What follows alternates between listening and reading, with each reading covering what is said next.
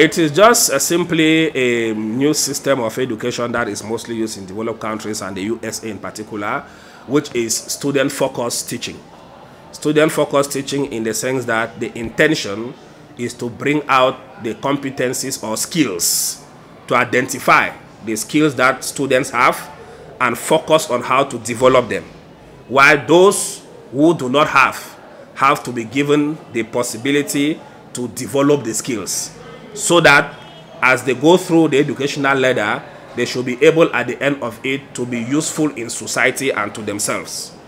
This is a contradiction to the former approach that was objective-based approach.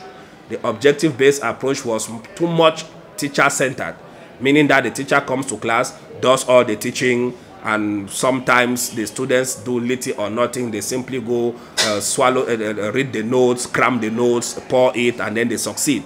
The competence-based approach is focused more on life experiences. It's more practical, such that if you teach students, for example, something about garbage waste disposal, you should be able to take them out and show them waste disposal. Should be able to give them exercises that they will go home and try to look about waste disposal in their quarter and be able to come to class and they talk about it, and then you bring it together and then you make them to draw conclusions.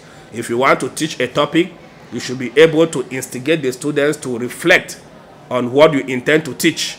You throw them, we call them teaser questions. Then from there, you will tell them that from what has been said, this is what we are going to do today. This is a total contradiction to what used to happen before.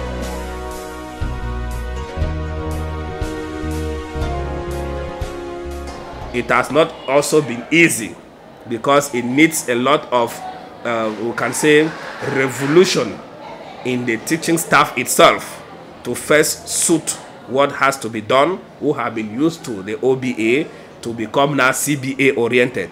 Some efforts have been made at subject levels, we call them association levels of subjects. The ministry has done its own little part, the delegations have done their part, but more has been on the subject associations, which usually use that as the main focus of their meetings, and that has helped a little bit to bring the CBA to a certain level, which I must say is not yet satisfactory. We still need a lot as teachers to do for it to really impact the students and for them to come out of school being able to do something concrete. So I think the CBA has come to stay, and we, the teachers, just need to work harder and making sure that even the books that are developed now or are written should be tailored towards that, because I can tell you without any fear of contradiction that there are still some books, textbooks that are used which have not been CBA oriented.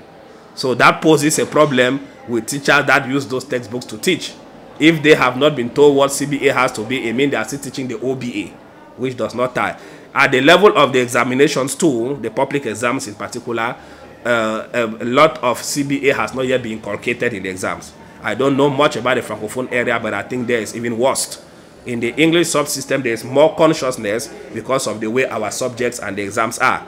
So they are beginning to inculcate CBA in most subjects in the way they test the students, such that teachers are obliged to teach the students CBA because that is what will come in the exams.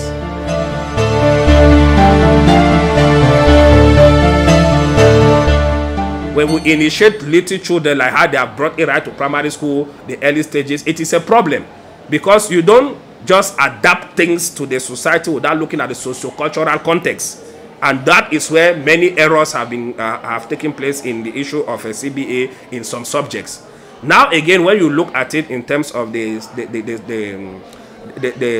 arts or social arts subjects, social science subjects, there you don't need laboratories. We simply need teachers to gain experiences and be practical.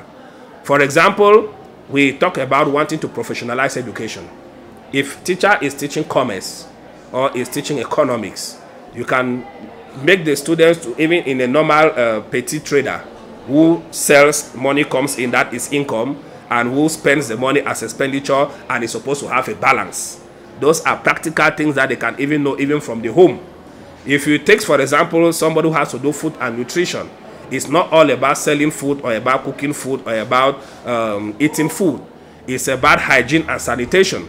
So when the students come and you know that when you want to get up in the morning, you have to brush, for example, your mouth. Before you sleep, you have to brush your mouth. Your bedspread needs to be washed, your room. Those are basic things that the teacher will tell the students to practice at home and try to ask questions the next day. That is CBA.